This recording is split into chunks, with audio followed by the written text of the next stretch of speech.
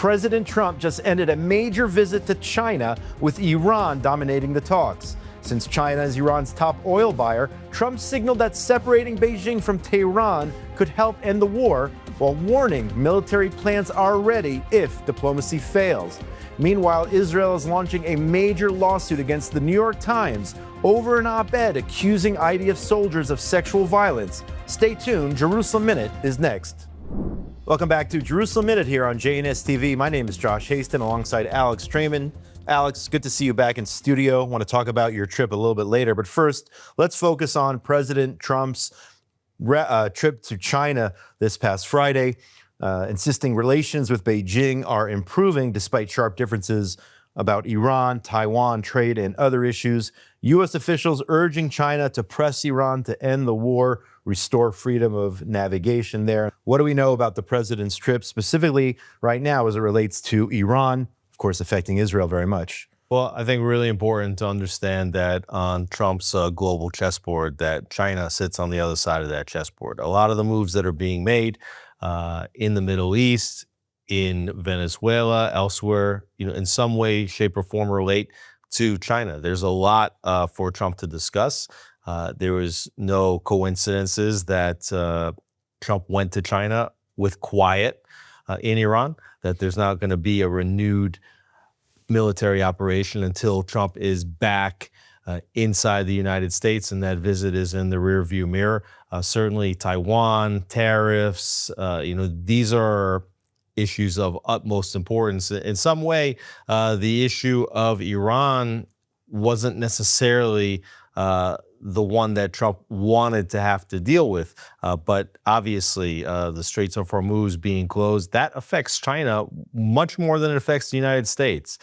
China, I'm sure, very unhappy about the fact that its supplier of oil at a discount, Iran, is no longer able to provide that supply. Now, at the same time, for Xi Jinping, President Trump wants a lot from him.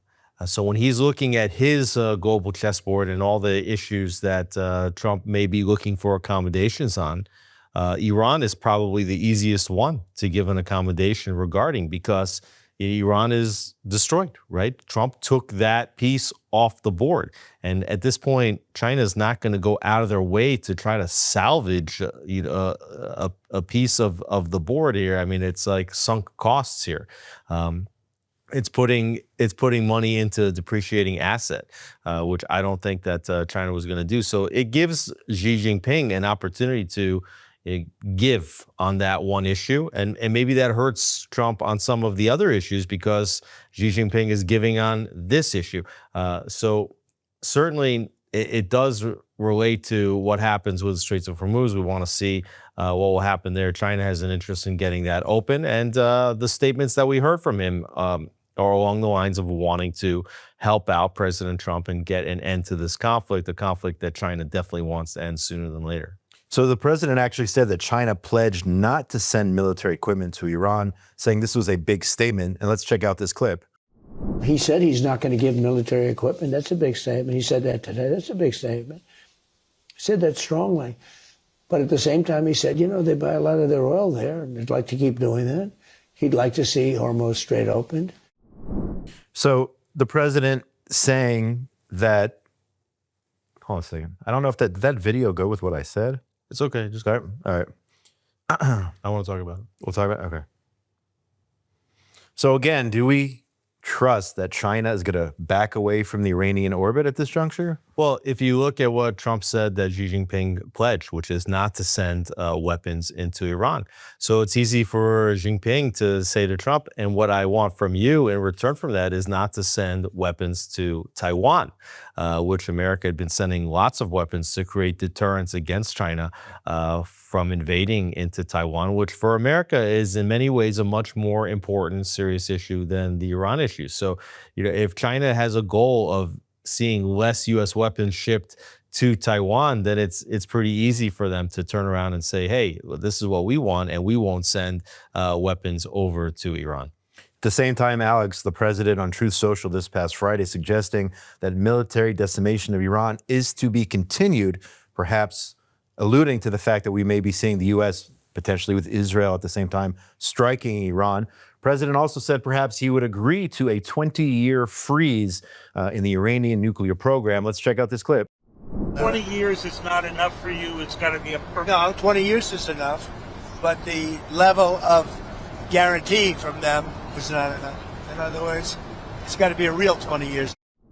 So we have the issue of 20 years and also the enriched uranium, which apparently Iran does not have the technology in order to bring it out. President suggesting that the U.S. or even China could assist in taking out the enriched uranium. Well, let's take these two things separately. I do believe that the president, at least from a psychological perspective, wants a deal at the end of this, whether that's a deal that the Iranians reach before there's a renewed military action, or what is more likely, and we'll talk about that in a minute, which is a renewed military action. But at the end, you're going to get some kind of a deal. So for Trump, if he gets 20 years of Iranian promise not to have a nuclear weapon, well, that's an eternity in the American way of looking at it. Certainly in the Iranian way of looking at things, they're playing a long game. 20 years might not be too long. What Trump said is very important. It's that you have to have guarantees that for 20 years, you're not seeing any movement towards enriching uranium further. And this is a little bit different than the JCPOA because, what Prime Minister Netanyahu and former Ambassador to U.S. Ron Dermer were saying was that in the original JCPOA, there were sunset clauses which basically paved the path toward an Iranian nuclear weapon. But the difference is that back then, Iran had all of the nuclear infrastructure in place.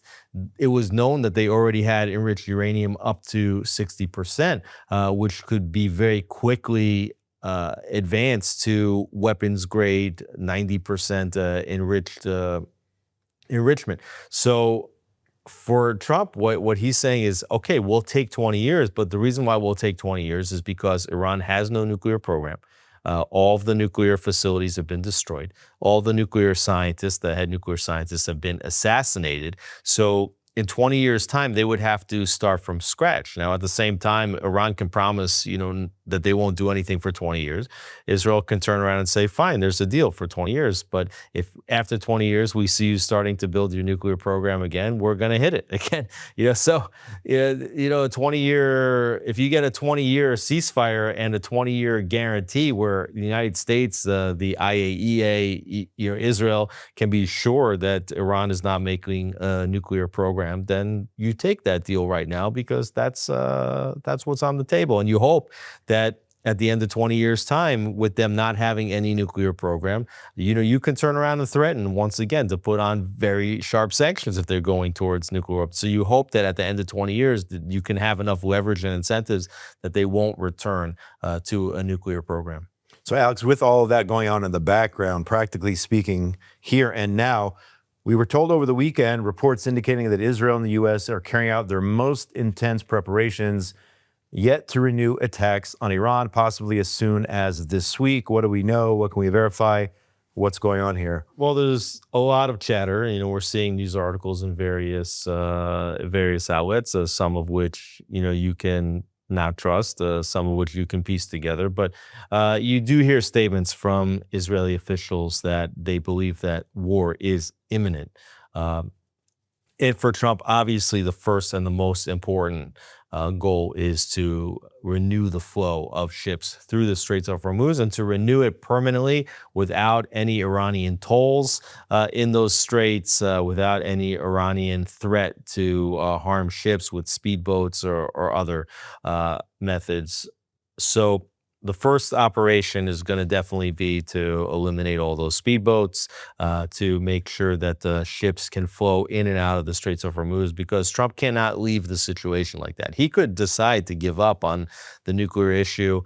He could decide to give up on regime change. He cannot give up on the Straits of Hormuz because his allies, like in the United Arab Emirates and the Saudis, Qatar, they also rely on the flow of oil. The Europeans rely on the flow of oil through the Straits of Hormuz. This is a situation that Trump caused with the military action, with Epic Fury, and so he has to solve it. So that's goal number one. Goal number two is the enriched uranium. I believe that for Israel, we heard Prime Minister Netanyahu say this a few weeks ago. that at this point, the number one goal for Israel is getting that enriched uranium out, because it's believed that even at 60% enriched uranium, that leaves Iran close to developing weapons-grade material, but also the potential even of creating some kind of a dirty bomb that might not be nuclear, but you can do a tremendous amount of damage. So you've got to get that out. Obviously, the president preferred that there would be some kind of agreement with Iran, that Iran would basically stand down while the United States and partners went in to get what President Trump is calling the nuclear dust, the 60% enriched uranium, which is believed to be buried underground. But if Iran's not going to sign on the dotted line to allow the United States to go in, then I believe that Israel and the United States have prepared a special ops in order to go in and to get that out by force. And so what you actually are going to have to do is put troops on the ground. You're going to have to put troops on the ground in order to protect the ones that are going in there and working to get the enriched uranium out. It's a very sensitive operation, and you got to make sure that no Iranian gunmen are getting anywhere close to that. So it looks like there probably will be troops on the ground. And then at the same time, as long as you're operating, when you're talking about opening the Straits of Hormuz, you're operating inside Iran to get the enriched uranium. I do believe you'll see Israel and the United States attack on some of the other ballistic missiles facilities that they have identified during this period of ceasefire. And the ceasefire did give Israel and the United States an opportunity to do enhanced surveillance and intelligence gathering. So at this point, I believe that there's a number of additional military targets they want to hit. Probably they also want to take out some key leaders that have been antagonistic towards a deal, or in terms of maintaining the IRGC control over the country. So you want to get things a little bit closer to a regime change. So this is an operation that could last, I believe, several weeks. I don't believe it will last as long as the 6 weeks of the first operation. There's definitely a mentality that you want to get in and get out as fast as possible. But the idea that this could last 2 to 3 weeks. Another thing that could happen, and this was reported by some sources, is that the United States could take the Kharg Island, which is the island deep in the Persian Gulf where Iran actually exports most of its oil from. So these are some of the things that can happen. As far as Israel is concerned, and Israelis are saying that this could be imminent. It could be in the next couple of days. It could be in the next week. So we just have to wait and see what happens. We'll see what happens. I remember it was Passover during the initial ceasefire when it looked like there would be no deal. And then I guess at the 11th hour, there was a deal. So we'll have to see how that plays out this week.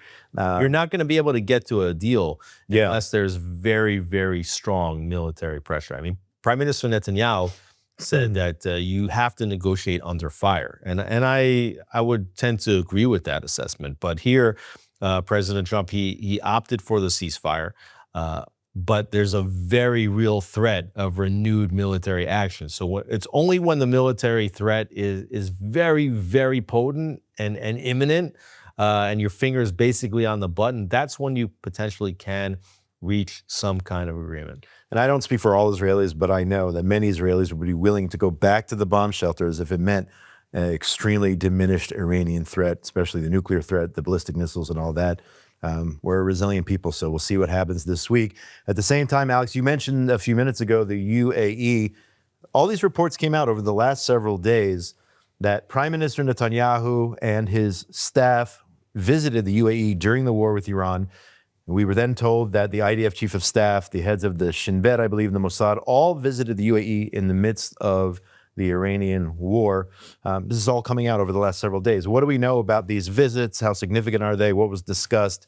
What do we know at this point? Well, first, we saw that the Prime Minister said that the Prime Minister's office said the Prime Minister had a secret visit to the United Arab Emirates. And then Ziv Agmon, who at the time was the acting chief of staff, he since resigned over various statements that came out that he had made. We'll not even get into that, but he resigned, and then he now has released information saying that that Netanyahu was welcomed with the honor reserved for kings, that he he gave details that that the crown prince of Iran, Sheikh bin Zayed, actually drove Netanyahu in his own personal car from the airport to the palace.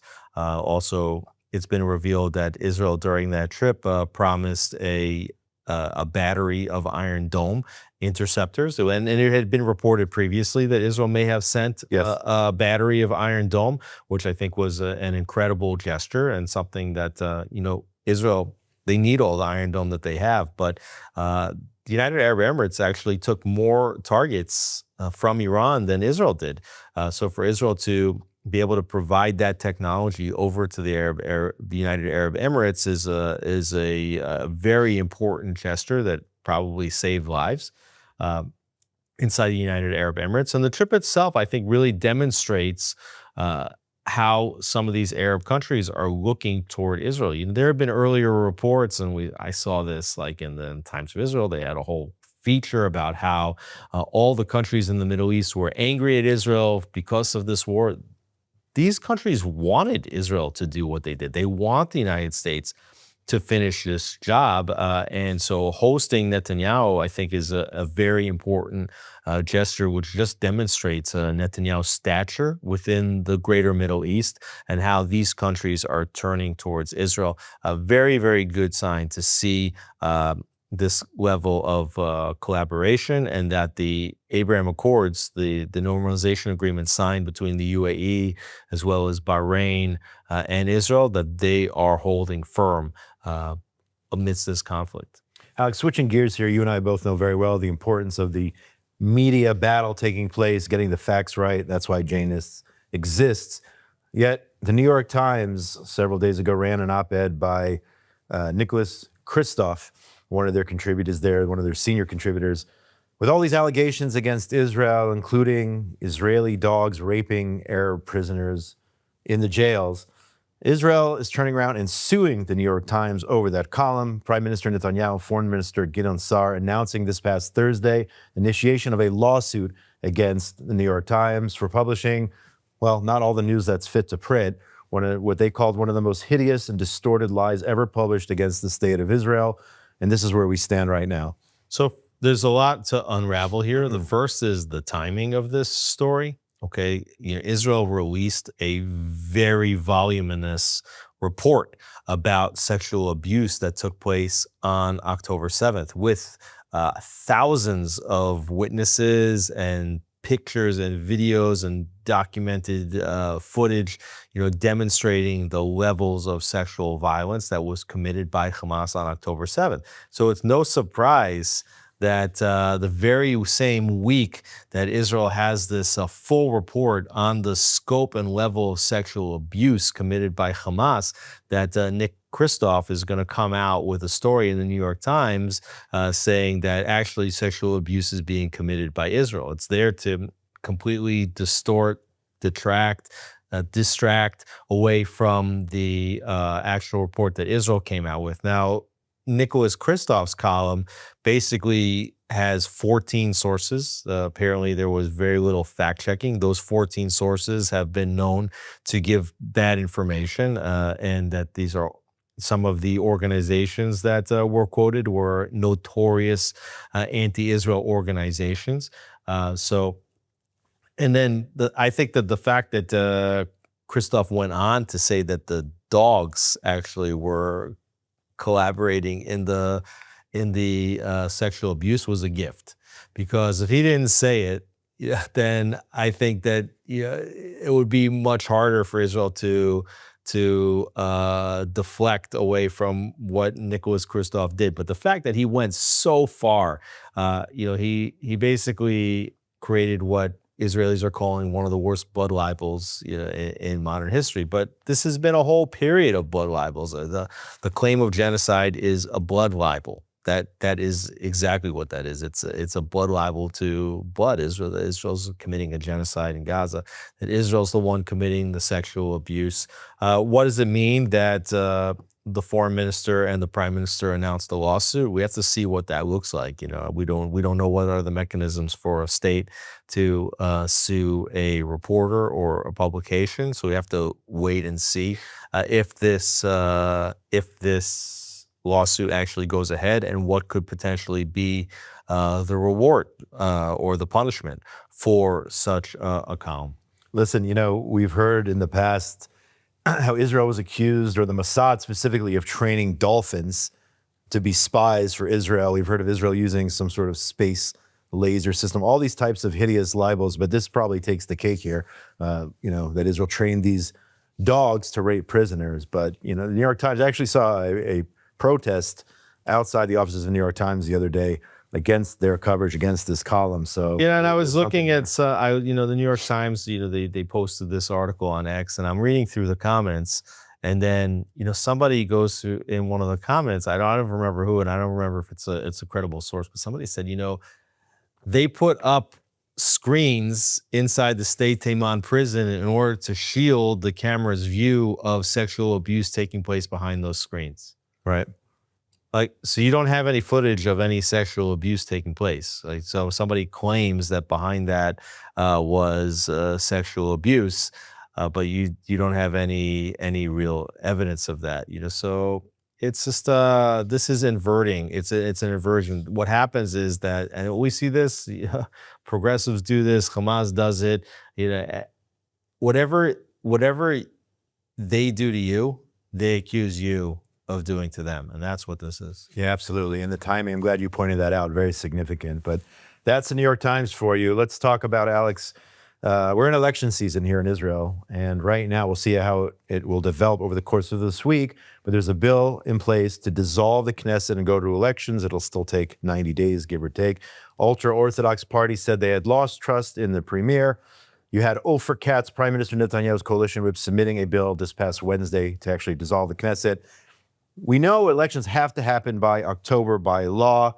So now here we are in May. So you have June, July, maybe at some time August, September. You're probably talking about early September if Yeah. this bill goes through.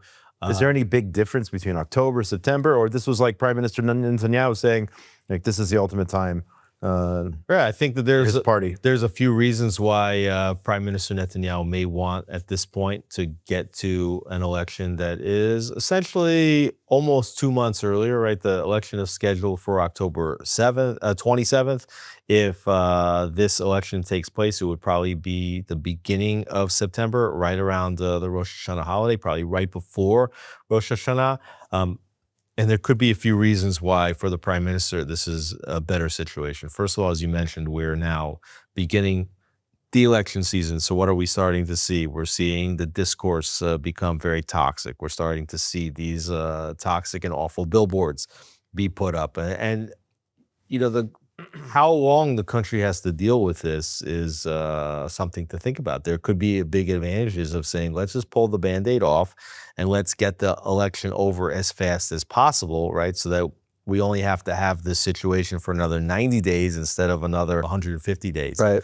So whatever we can do to get this over with faster, it may give the prime minister a little bit more of an advantage in terms of his opponents reorganizing. You might see some new parties trying to gain traction.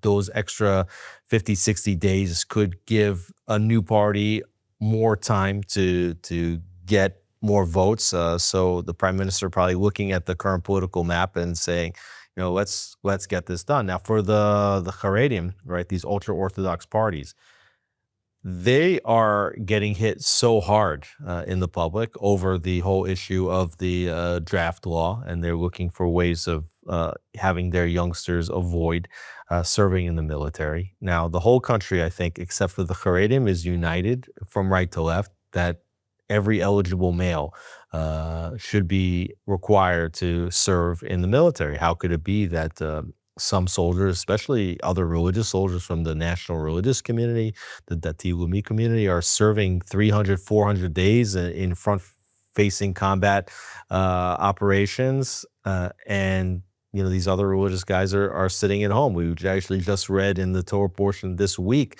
the portion of Bamidbar, the counting, and the whole purpose of the counting is that everybody from age of 20 to 60, every male from age 20 to 60, it needs to go out into the army, right? And that's a Torah obligation. So the fact that the Torah scholars, the quote Torah scholars, are not going. It's just not resonating with the public. So they're getting hit very, very hard. What do they need? They need their constituents to come out in the largest numbers possible in order for them to be kingmakers in the next government. Now, as far as they're concerned, they'd rather sit with Netanyahu because Netanyahu, he needs them in order to serve and to have a stable government. Because if he would prefer ideologically, I'm certain, Netanyahu to govern from the center. The problem is that the center and the left-wing parties are unstable, and they will change their demands in the middle of a coalition agreement. The ultra-Orthodox parties, they're pretty transparent about what their quote-unquote needs or their demands are in the beginning, and Prime Minister Netanyahu has been able to manage their demands, and that's the reason why this government lasted just about to its full term. So, they can opt to be the ones to blame, and Netanyahu might actually prefer that they're the ones that get blamed here in calling for an early election. This is all electoral politics and positioning and scheming, but I think that the Prime Minister may see some actual benefits of going here to an early election. To be continued, make sure you stay tuned and check out jns.org for all the election coverage, which has already begun, highlighting the parties and highlighting all the representatives who may be elected to the next Knesset this fall. And if you look at what this next election is going to be, so obviously, first and foremost, it's a referendum on Netanyahu. There are some people that support the Prime Minister that believe that there's nobody that could have possibly managed this war better. First when Biden was in office, and then especially when Trump was in office, and that you needed this man at this time, and that there's nobody comparable to Netanyahu. That's on the one side. And then on the other side, there's people that think, well, October 7th happened on his watch. There's no accountability here. It's the worst disaster in the history of the modern state, specifically at least since 1973. There's been no accountability, no commission of inquiry. And even before October 7th, he'd already been in power. Now he's close to 20 years in office. And in a democracy, I mean, there's no democratic leader in the world that's in power longer than Netanyahu. And 20 years is way too long. And people just think that you need to transition on to the next, regardless. They didn't want him to be the prime minister on October 7th. And especially after October 7th, they don't want him to be the prime minister, and they just want him out at all costs. So that's the first issue. It's just a referendum on Netanyahu, which, by the way, that was the same issue that the 5 consecutive elections in the 5 years prior to this government was about, just a referendum on Netanyahu. But the second part of it is just who are the coalition partners? It is clear that Naftali Bennett, who just merged into a party with Yair Lapid, and these two political buddies, have colluded to partner up. This is already the third time. They did it first in, I think it was 2012, pushing the right-wing parties away, making Netanyahu govern with the left. They did it in 2021 when Naftali Bennett emerged as the prime minister as part of a rotation agreement with Yair Lapid, and now they're doing it again. And so Netanyahu accuses or suggests that if Bennett and Lapid are able to form a government, the only way they'll do it is together with the Arab parties that they sat with the last time. And that was the first time in Israeli history that there was ever a self-proclaimed anti-Zionist party brought into the government. And the only reason why that Arab party was brought into the government was in order to get Netanyahu out. So they basically crossed like a political red line, went against any other value that Israelis had, because they just thought that having Netanyahu as a prime minister was a greater danger to the state or a greater danger to their egos than having an Arab party in the government. So they sat with the Arab party. So basically on the one side, Netanyahu saying, well, if you're voting for Bennett, you're voting for having an Arab party in the government. And on the other side, Netanyahu sits with the Haredim. And if Netanyahu and the Haredi parties and the national religious are able to get 61 seats or more, then Netanyahu will form that right-wing government again, and he'll be sitting with the Haredim. So it's basically being boiled down to an election between Arabs in the government and Haredim in the government. So these are the two issues. There's almost no platforms here. There's no party that's saying, okay, these are the things that I'm going to do in the next 5 years. There's not really any difference of opinion on how the war should be carried out from here to the end of that war, whatever that looks like. There's not really any talk about a Palestinian state versus no Palestinian state, because at this point, even left-wingers that in the past supported a Palestinian state recognize that there's no way you can form a Palestinian state at this time. So there's no like real issues. What you're voting on is either Netanyahu or no Netanyahu, and Arabs in your government or Haredim in your government. Very interesting, and we'll see how it all plays out. We're just getting started here. We'll see how that vote goes this week, and if in fact we're headed towards early elections.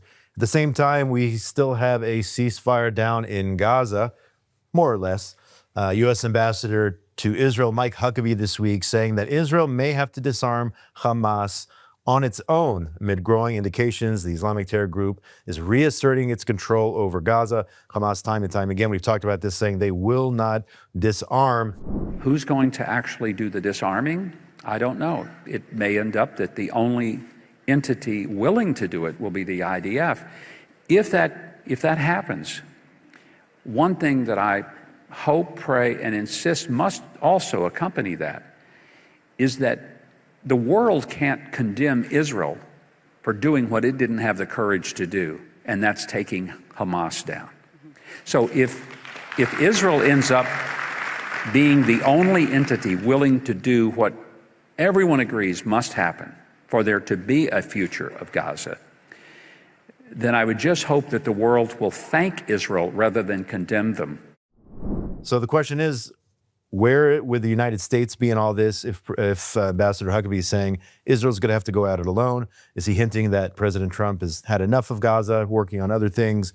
What do we make of these comments by Ambassador Huckabee? Well, the 20-point plan that President Trump laid out states very explicitly that in addition to releasing the hostages, that Hamas needs to disarm.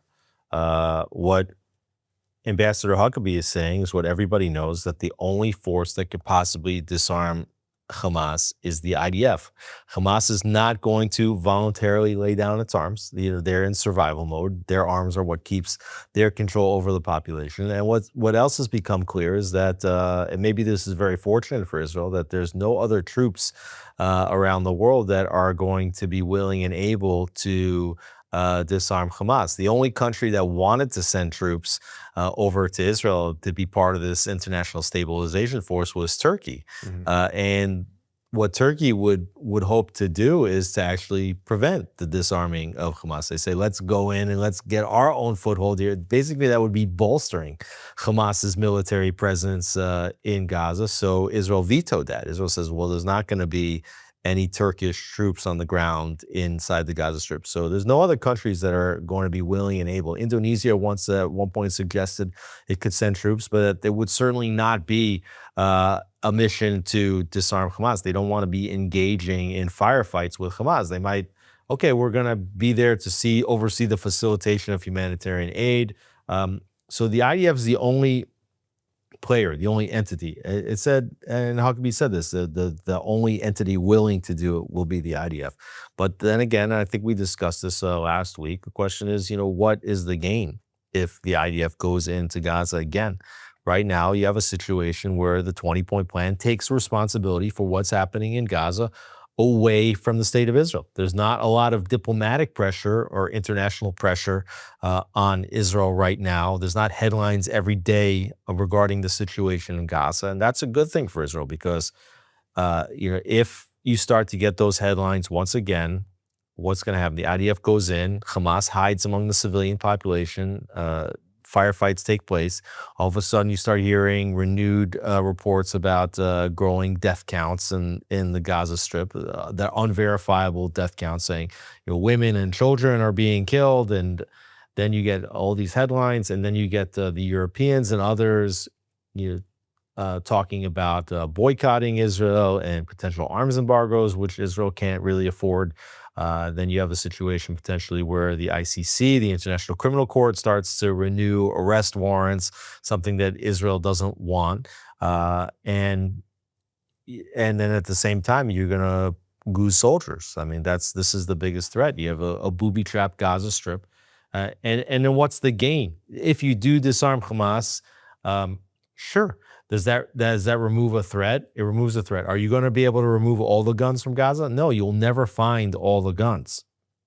And can you eradicate the ideology? No, you're not going to eradicate the ideology. These people have been totally brainwashed. So the question is, if you go in and you degrade them further, I mean, they already don't have rockets that can, penalize pummel the Israeli society the way they had before. And the Israeli troop posture is different. Israel controls 53% of the Gaza Strip. So let's say the IDF goes in, they disarm Hamas. What's going to happen on the next day? The next day, Israel is going to be asked to withdraw from the other 50% of the Gaza Strip that it controls, something that Israel probably doesn't want to do. And then the international community is going to pour billions of dollars into Gaza for the rebuilding of the Gaza Strip. And that's going to be a reward to them. They're going to get a nicer Gaza than they had before October 7th. Why should they deserve that? So you have a situation now in which they've lost 50% of the land, and losing land is the only language that they speak. Like, if you kill Hamas terrorists, you martyr them. That's a great honor in the society, in the way that the society is brainwashed and taught. The only thing that they understand as an embarrassment is when they lose land. Right now, Israel controls half of their land. So Israel should go in and martyr more of them in order to give the land back, in order for billions of dollars to be poured in. Doesn't even make sense. What makes sense is rebuilding Gush Katif. That would make sense per that logic. Well, I think what makes the most sense is creating the conditions where, and we talked about this many times early in the war, where Gazans want to leave. Right. So if you start pouring billions of dollars into rebuilding in order to create, some kind of Riviera on the Mediterranean, like Jared Kushner or others are talking about, so then they have every incentive to stay. If it's clear that you're not going to have these billions of dollars being pumped in for rebuilding this demolition zone, what you're hoping is that there's a groundswell of public outcry to be let out. And so I think that the situation, in order to promote this voluntary emigration, is better in the current situation than if Israel actually goes in and quote unquote, finishes that job. Again, technically ceasefire. Over the weekend, though, Israel takes out the top Hamas military commander, the head of Hamas's military wing, actually. This was in a precision strike in Gaza City this past Friday. Al-Din al-Haddad is his name. Is Al-Din al-Haddad one of the architects of the October 7th massacre, the head, or the new head? I know Israel's been taking out the top commanders in Hamas's so-called military wing. We know there isn't really a difference between the so-called political wing, military wing. Israel goes in during the ceasefire and takes out this head, just like Israel has been in Lebanon operating under conditions of a ceasefire, right, taking out the and it says terrorists up there. It says here that al-Haddad took over for Mohammed Sinwar, who's Yahya Sinwar's brother. So very senior position. And you see here again that the definition of ceasefire is different than it used to be in the past. In the past, what a ceasefire meant was that terrorists could fire rockets at Israel, from time to time, and Israel would be restrained from responding. And here, Israel is being very proactive, even during a so-called ceasefire, in order to take out terrorists. They're doing this inside Gaza. They're also doing this inside southern Lebanon. Now, there's also talks that Israel could potentially resume an operation in southern Lebanon. I think that this is unlikely. We just heard reports that Israel and Lebanon decided to agree to extend the temporary ceasefire by 45 days, right? And again, what does ceasefire mean? Well, the IDF is operating, and the IDF is also being fired at by Hezbollah. So ceasefire means low-level conflict, targeted Israeli operations. Right now, the Lebanese still are firing on Israeli border towns, but they're not firing long-range missiles into Haifa or into Tel Aviv. So you have this sort of simmering situation. So that's what Israel and Hezbollah have agreed to, through an agreement with Lebanon, which is not Hezbollah. Hezbollah is not actually party of the agreement, but there's basically an understanding that this low level of simmering Israeli targeted strikes and absorbing of some short-range missiles is going to continue in the short term, but you're not going to see a return to this very active fighting. And the understanding here is that Hezbollah has retreated not just into strongholds in Beirut, like they were in this suburb called Dawiya, and Israel attacked very heavily inside Dawiya. But now that there's belief that Hezbollah is moving its headquarters into the Sunni neighborhoods in Beirut. So does Israel now want to start attacking inside the Sunni areas in Beirut and doing more destruction to Lebanon's capital city? That is a big question mark. So, I think that there's a good argument to be made here that Israel is not going to renew major military operations either in Gaza or in Lebanon, but rather wants to maintain this new status quo where they just strike as they need to strike. You're managing the situation in a way that's just totally different than before. And this is a real strategy of mowing the grass, right? People were saying that Israel's strategy of mowing the grass wasn't working. Mowing the grass is not going in every 3 years and just clearing out some brush. That's not mowing the grass. If you've got a yard, you have to mow the grass every week. So every time Israel sees a movement, whether that's in Gaza, whether that's in southern Lebanon, they're striking on a regular basis. And you cannot ultimately eliminate the ideologies, and you can't really eliminate their control or their hold on their population using guns unless you're willing to go in with ground troops, and that does risk that Israelis will absorb casualties in those firefights. Alex, we're almost out of time, but we had a chance to speak before the show. You just spent 2 weeks in the United States, and you told me that you were walking around in New York City, walking the streets of New York, where you're from, I think New Jersey, New York, and you said that people were very, very concerned. You used the word scared in terms of the way things are going in the United States, in New York. Talk about that if you can. Are we talking about the anti-Semitism? Are we talking about the Mamdanis of the world in the U.S.? What was your experience like on your trip? Well, on the one is the immediate physical sensation on the street. And I did see lots of Jews, wearing yarmulkes, very freely on the streets of New York. I've seen the city look worse than it did in this trip. Like during COVID, things looked a lot worse.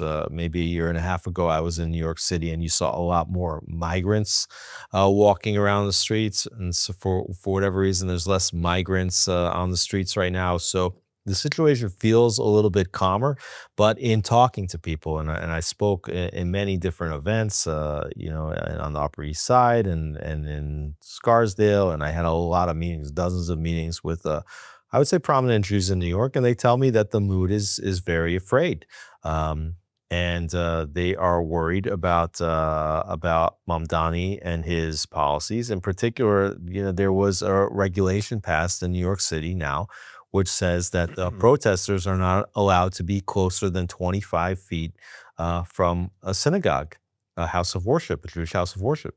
25 feet. That's very close. I mean, that's like from here to the end of the control room. Yeah. Over there. That's not close at all. I mean, that's not far at all. And what does it take for somebody or a group of people that are 25 feet away, from charging into a synagogue if they decide to do that, right? The people that are out protesting, it's not like the judicial reform protests here in Tel Aviv where you've got like 70-year-old women holding signs and go, Bibi lech, blah, blah, blah, blah, blah. And just doing like verbal harassment and just being annoying. Like these are people that are calling for intifadas, okay? And we've seen already of growing amounts of violent anti-Semitism. So in passing this regulation, what the city is doing is saying, protesters, you are permitted to go stage yourselves up to 25 feet away from a synagogue. I mean, it should have been like 150 feet or 300 feet away from a synagogue, or they should have said you're not allowed to protest anywhere near a synagogue. Like you want to protest in a public square or a park. Like you cannot go protest outside of a house of worship, right? And the regulation doesn't even apply to like a Jewish community center or to a Jewish school, only to a synagogue. So, they can get even closer to. I saw Hezbollah a group pro-Hezbollah protests in Brooklyn last week, walking down the streets of Jewish neighborhoods. The Jews were standing on the porches watching these pro-terrorist people out there right outside their home. Yeah, so I think it's a very, very scary situation. It's probably not as bad in New York right now as we're seeing that as it is in London or in some other parts of Europe. But if you see how it's going in London, how it's going in Paris, well, New York is going in that same direction. So I think that there's a lot of concern. Now people ask me, they say, well, what are we supposed to do? Now I'm a journalist. I'm just trying to tell people the news, what's happened, how to interpret what's going on. But, I mean, my message is stay vigilant, be very smart about security right now, be tough, stand tough. Don't let protesters feel like they can be successful attacking a synagogue. Like be smart, be organized. You be armed with whatever you can. Like somebody said, well, in some places we can carry guns. I said, well, carry pepper spray. Like be trained in self-defense. Like understand that you're in a different paradigm right now. You have to be strong. But the other thing is to be proud. Be proud of who you are. To appreciate all the work that Israel's done to be successful over its enemies here in its own neighborhood, and be resolute to be as successful over the enemies where you are as well. To just be proud of being Jewish. Just keep doing what you're doing. And the other thing, of course, is to teach your values to your children. Right? Do not let your school teachers or your college professors or TikTok influencers or politicians teach values to your kids. The only ones that can teach your values to your kids are you. So these are the main messages that I think that I was trying to give over to people when they asked what I think that they should do. But I definitely believe that people have to be very vigilant, and they're expressing to me their great concern over the current situation.